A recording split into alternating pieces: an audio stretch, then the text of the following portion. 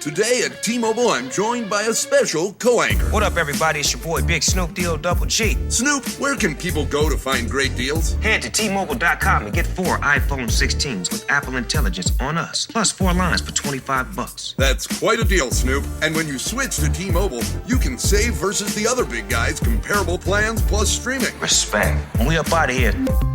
See how you can save on wireless and streaming versus the other big guys at T-Mobile.com/switch. Apple Intelligence requires iOS 18.1 or later. I was never really a runner. The way I see running is a gift, especially when you have stage 4 cancer. I'm Anne. I'm running the Boston Marathon, presented by Bank of America. I run for Dana-Farber Cancer Institute to give people like me a chance to thrive in life, even with cancer. Join Bank of America in helping Anne's cause. Give if you can at BofA.com/supportAnne. What would you like the power to do? References to charitable organizations is not an endorsement by Bank of America Corporation. Copyright 2025. This episode is brought to you by Indeed. When your computer breaks, you don't wait for it to magically start working again. You fix the problem. So why wait to hire the people your company desperately needs? Use Indeed's sponsored jobs to hire top talent fast. And even better, you only pay for results. There's no need to wait. Speed up your hiring with a $75 sponsored job credit at Indeed.com/podcast. Terms and conditions apply. You are my sunshine. Incredible as they seem, are not the results of mass hysteria. I only...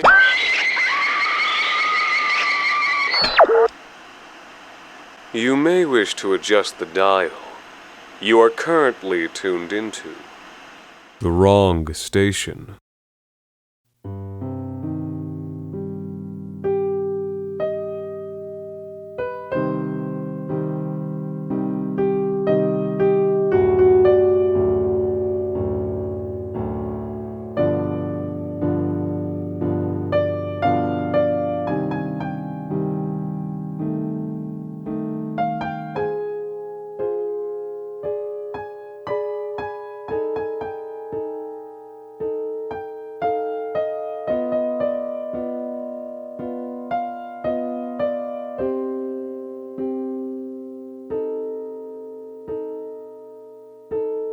Now, I know there's no use dwelling on it, but it still sits heavy on me.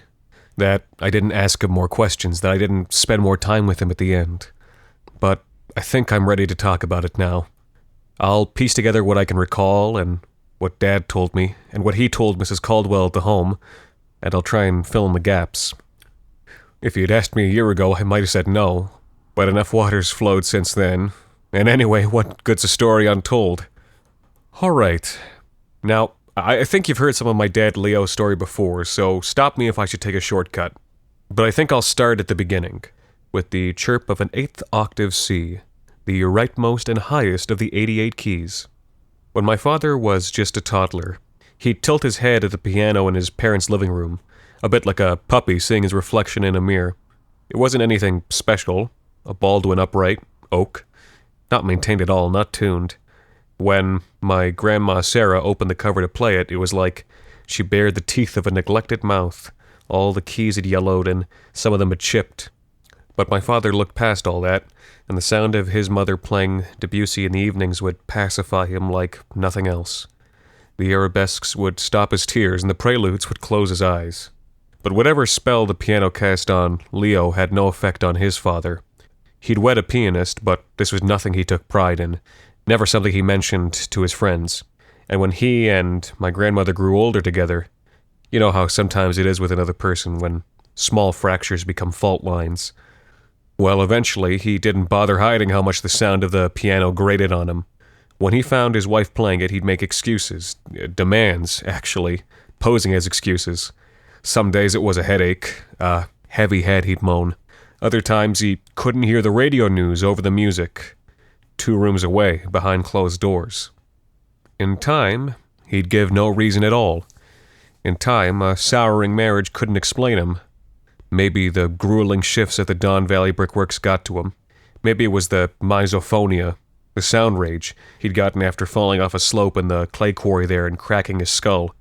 Maybe it was the person he'd always been, but more and more often he'd come home late, smelling of whiskey, and find my grandmother playing, And before even taking his work boots off, he'd charge the piano and slam its cover. "Go to bed," he'd say. "Go to bed." Once, he slammed the cover before my grandmother could move her hands off the keys and broke 3 of her fingers on her right hand. They didn't heal quite right, and she never played after that. But still, my grandmother couldn't ignore the understanding between her son and the piano, and she wouldn't let her husband take that away. When Leo turned 6, she hired a teacher for him, Mr. Feldman, an older man who accepted company as payment. In just 2 years, my father was playing Bach and Schubert and Chopin, and nobody could know, because then his father would know. He would only practice right after school, when his father was at work, not due to return for another 3 or 4 hours. One day, though, as these things go, his father came back early. There'd been another accident at the quarry, and they sent everyone home. Leo was in the middle of an impromptu, too lost in it to hear the door open and close, to see the stock-still silhouette of his father in the hallway, begot by the weak table lamp angled at the keys. When he finished the piece, his periphery returned, and he gasped. He turned to stare at the staves in front of him, avoiding his father's red eyes, the notes now stuck to the page, unable to help. "Was this your mother?" he growled. Silence. "Was this your mother?" Silence. "You should play hockey, you know, not fucking piano like a faggot."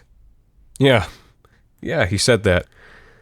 I've had to look to my imagination for a few morsels of this story because I've searched everywhere else.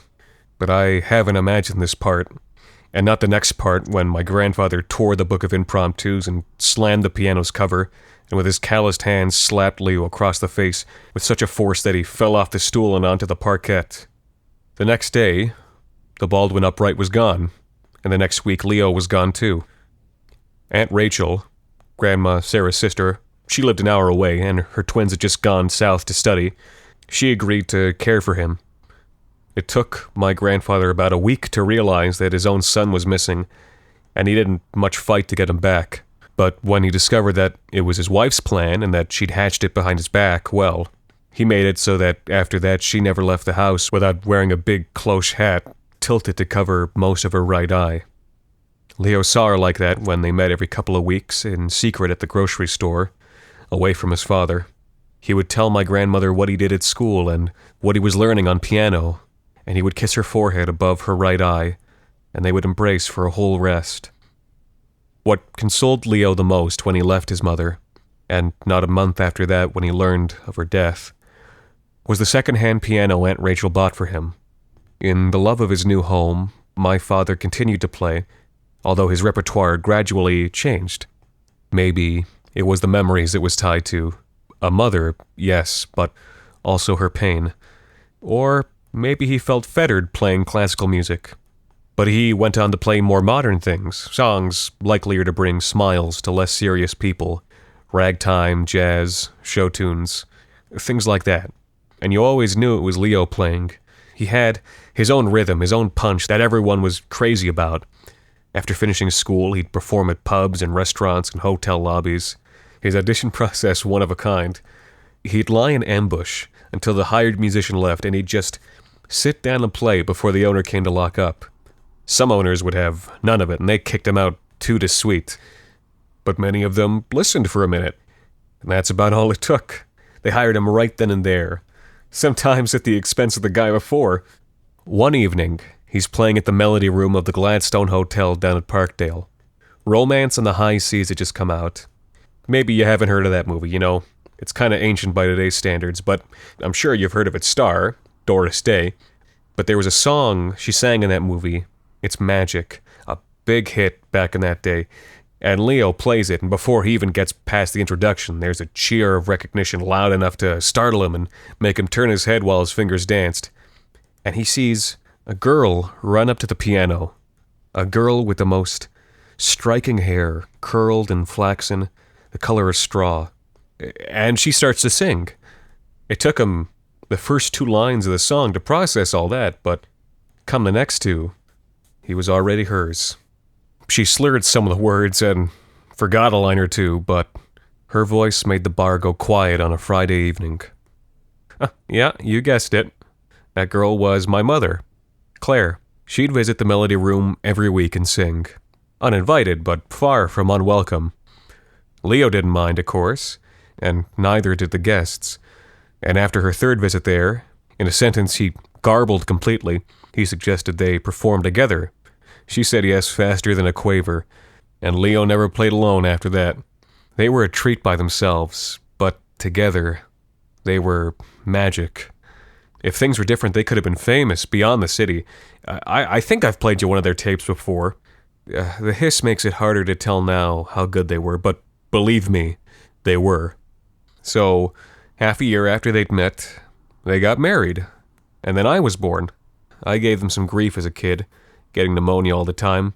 They stayed home often to take care of me, and to make ends meet, they took on more gigs at odder hours at places they might otherwise have avoided. One such place was the Jolly Miller Tavern. I think it's just the Miller now, up in North York, 2 blocks from where my grandfather lived, and the bar where my grandfather would get his whiskey breath. Claire didn't know exactly why they stayed away from it, even when a good opportunity came up, since Leo was quiet about his past, but in my parents' marriage there were no fractures threatening to widen, no fault lines in the making, and Claire never pushed, and she understood. Anyway, they're booked for the 10 o'clock slot at the Jolly Miller, and my father murmurs to himself that his worries will fade away as soon as he starts to play, as they usually do. But today, the weight of the day won't lift, and the weight of the keys wouldn't help, and he scans the room so often as he plays that, between sets, my mother asks him what's wrong. At first, he doesn't see his father's face in the crowd, so he loosens up a little. But during the second set, in the middle of Shall We Dance, that night the crowd only wanted American in Paris, Leo notices his father's hunched-over figure at the bar, earplugs in his ears, a drink in his hands, looking to the bottom of it, or maybe through it. The lopsided smile Leo usually wore when he played, the end of his lip twitching with the twists and turns of the music, unravels. His performance becomes forced, the agility in his thoughts and his hands curbed by the dread of facing his father. But what troubles him most is to see his father's loveless eyes fixate not on him, but on Claire. He stares at her, seemingly without blinking, and he rubs his throat slowly, a little like how you might when your mind wanders, but somehow more deliberately than that. After realizing he's been staring too long, my father brings his eyes back toward his wife, only to catch the worry that her own gaze betrays. The next time he looks toward the bar, his father's gone, and it was just chump change in the tip jar that night. Now, what happens next? It must be a coincidence. It has to be. But you wonder, to paraphrase something I've read, if that's only because we can't see the cogs and chains. The following day, Claire's voice becomes a little hoarse. She thought nothing of it at first. Maybe she strained herself singing the days and the nights, or maybe she caught a cold from that congested man who'd kissed her hand to thank her for a song. But the rasp lingered for a week, and then 2, and then her throat became sore. Soon her ears ached in a way that seemed to spread out from the middle of her neck. Leo insisted that she see a doctor, but my mother always shrugged it off. "It'll pass," she said to him, and he didn't push. They never pushed. But when she could barely talk, and she couldn't sing at all, they finally went to the clinic. The doctor there ordered an X-ray immediately. It came back a week later. There was a lump on her voice box. Laryngeal cancer, they said. My parents tried to shield me from the severity of my mother's illness, but it was hard for me not to see. Dad could hardly hold back his tears most of the time, and Mom would have to take his hand and reassure him with the whispers she had left. And the treatment, new for the time, caused her beautiful flaxen hair to fall out. Hairless and voiceless, she died in her sleep a couple of months later. I hurt, of course, but my father broke. He cared for me with all of his love, but most days I had to care for him back, to help restore some color to his face. He never remarried, and he wouldn't touch the piano. When I encouraged him to love, to live, he always said that he was only half the act, and that his father would come back anyway, and then what? So he led a quiet life, sustained maybe by me, maybe by the music he heard but never played, from the symphony at Massey Hall, from the radio, from the records, from those tapes with the hiss. He worked modest jobs, at a department store here, at a food kiosk there, and decades passed for him like this. I had to move out when I got married, but I would continue to visit him often, to get his face working, to see a trace of that lopsided smile of his. When he got on in years, about 10 years older than I am now, his hands started to shake and his movement slowed. We just brushed it off as old age until one morning when he fell down the stairs of his apartment. It was mid-stage Parkinson's and he could no longer live alone. He moved in with us and we cared for him for a time, but then we had the kids, and we had to find a home for him. Not wanting to deepen his loneliness, I looked for a home with a piano the guests could play. I thought that maybe my father would revisit the keys after all, that the music would give him company if he didn't find any in the other guests. But the closest home with a piano was a 2-hour drive away, which meant my visits would have been rarer. And anyway, there wasn't much of a point. His tremors were becoming worse, and his hearing started to go. Not to mention he refused to play without Claire's nectarous voice by his side. In the end, I abandoned the search and settled on a place close to us, suggested to us by the Greenwalds, whose parents were also getting old. Leo didn't make many friends at the home, except for a nurse there, Mrs. Caldwell, who was with him until the end. It was Mrs. Caldwell who told me that my father would sit in his wheelchair in the living room most days and most nights, neither willing nor able to do much else. Long after the other guests had gone to bed, sleep didn't come very easily to him. He would rock back and forth, staring out into the could-have-been. There wasn't much to hear at those times of the night. The wheeze of an overweight guard making his round, the jangle of his keys, occasionally the engine of a passing car, sometimes a raindrop against a window. But on one night, it was late in the fall, I think, a foreign sound leaked into my father's left ear, the one with the hearing aid. He took out the device and shook it, a habit that seemed to help, like the way you might hit an old radio to get it back to its senses. But when he put it back in, the sound didn't disappear. If anything, it became a little clearer. He could make out a repeating melody of 15 notes, played on a piano, slightly off-key. He listened to it more closely, and although he was more slow in identifying the song than my mother had been during their first encounter at the Melody Room, soon enough he recognized the mellow notes of It's Magic. Immediately, my father rings the bell on his wheelchair, and Mrs. Caldwell rushes in, afraid he's in trouble, but all he asks her is, who is playing the piano? The question puzzles her, of course. She tells him that there is no piano in the home, that she can't hear it herself, that he must be imagining things. Annoyed, he takes off his hearing aid for her to try on, but she still doesn't hear a thing. So she encourages my father to try and get some sleep, and she leaves him be. Unsatisfied, Leo waits until Mrs. Caldwell is out of sight and sets out to find the source of the music. He wheels first in the direction of the courtyard, but the sound becomes fainter there, so he turns around to go the other way, towards the south wing. In that direction, the 15 notes grow steadily louder and more clear, and he rolls past the reception, where the guard is dozing off, and approaches the recreation room, but he stops and turns around, realizing he's just passed a door that he's never seen before, at least not here. It was a walnut door, embossed with 4 panels and an arch. Nothing like the other doors at the home, yet somehow not new to him. He stops in front of it and turns his head so that his right ear faces it, and then his left. Unmistakably, the sound is coming from this room.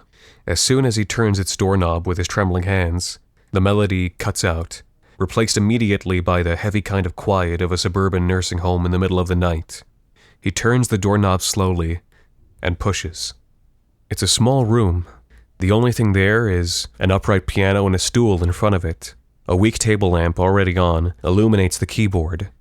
He moves toward the instrument to observe it more closely.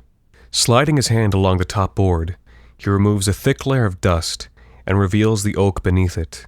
Just in front of the keys, there are dents and scratches in the wood, as if someone routinely slammed its cover. The letters above the keys read, Baldwin. Anxiety nestled in curiosity, he moves the stool aside and positions his wheelchair in front of the piano. He opens the cover and sits there for a moment, before finding the courage to strike the 8th octave C with the index finger of his right hand, the first note he's played in decades, to see if it makes a sound. With some effort, he guides his fingers through the 15 notes that have been playing over and over in his hearing aid. As he does this, he feels his tremors subside, somehow, and so he closes his eye and he brings his left hand to the keys to join the dance, and plays. Plays as if he performed at the Gladstone Hotel just the other day, and as he finishes the introduction to It's Magic, a new sound enters his left ear, a nectarous sound, the sound he's been aching for. And as Claire's voice accompanies him once again, and as the tears roll down his cheeks and his lopsided smile returns, he hits the notes more loudly, more confidently, more extravagantly, and with his own rhythm, his own punch, he plays through every song they would perform together. He finishes at dawn, exhausted, and then he closes the cover, turns out the light, and wishes his wife a good night. Leo slept only a couple of hours that night, but it was a deeper and more restful sleep than he'd had in a long time. When he awoke, he rushed to tell the story of the room and the piano to Mrs. Caldwell. He prodded her to follow him to the south wing so she could see for herself. She did, but there was no door there now, just drywall. Privately, she was worried. She'd seen patients with Parkinson's who had hallucinated before, and this meant they didn't have much time left. But she'd never seen my father this happy, and so she kept quiet, lest the doctor give him something that would have taken away his smile. And so she played along with Leo and told him that maybe the room only shows to him, and maybe only at night. Encouraged, Dad waited that night in the living room, past lights out, and he was close to convincing himself that he'd just dreamt all of it. But the melody returned to his left ear, now more complete, more than the 15 notes that beckoned him the day before. So he wheeled towards the recreation room and found the walnut door again and entered. And after playing just a few notes, once more Mom's voice came on in his hearing aid, and everything was good again. Mrs. Caldwell told me that my father did this every day for weeks. On a couple of nights she went to see for herself, but she couldn't find him where he'd said he went. But he was always in bed the following morning, she said, and smiling, and that's all she needed to know. And everyone at the home saw a different Leo. He spoke more with the other guests, he took part in the day's activities, and he seemed somehow more agile despite his condition. Another nurse asked him once why he was so upbeat, and he just told her that he'd gotten a gift from his mother. But on one night, a few weeks later, his tide began to ebb. Pianists rarely have occasion to hear the rightmost key of the piano, the 8th octave C, but my father struck it by accident that night, and noticed that it made no sound. And though he could feel the weight of the hammer, the chirp it should have made when it struck the string was gone. He shrugged it off as the age of the piano, and anyway, it didn't matter much, since no song he played reached the brinks of the piano.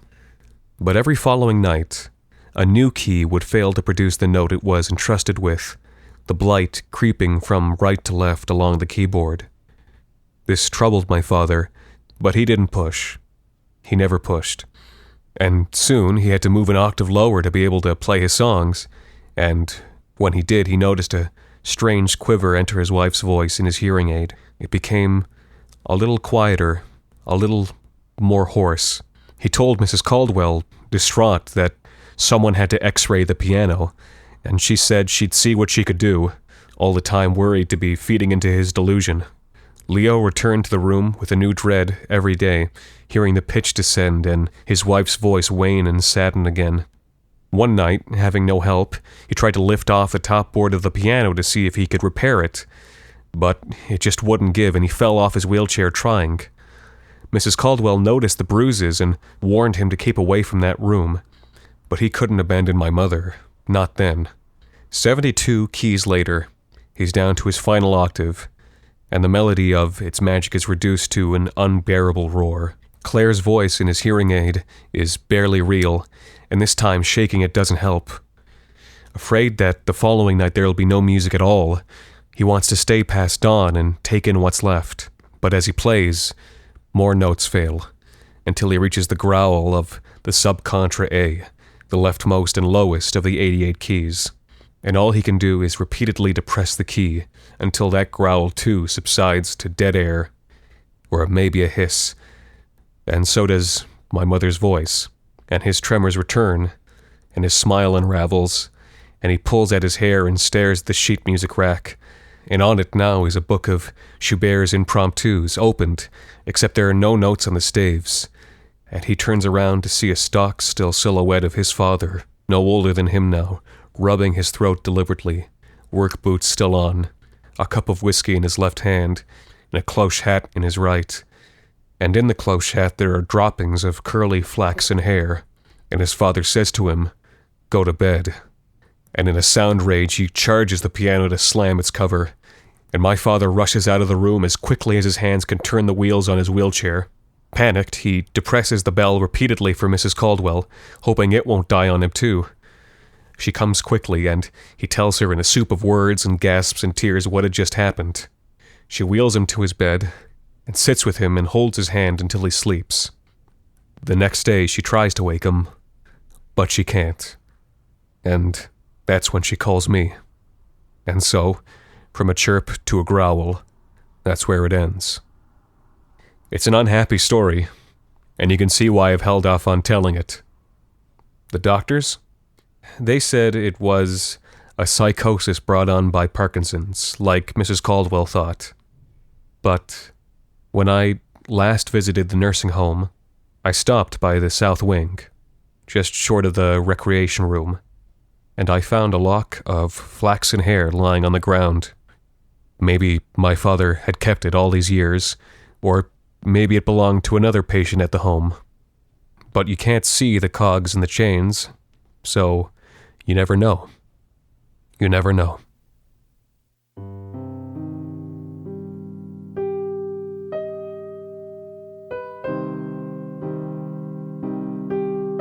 The Wrong Station is created and produced by Alexander Saxton and Anthony Botello, with music composed by Ilan Tzitrin.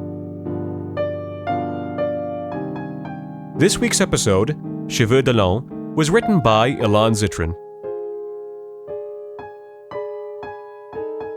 You can tune in Sunday evenings for new episodes. You can subscribe to The Wrong Station on iTunes, Google Play Music, and Player FM. You can also follow The Wrong Station on Facebook, Twitter, and email us at thewrongstation@gmail.com.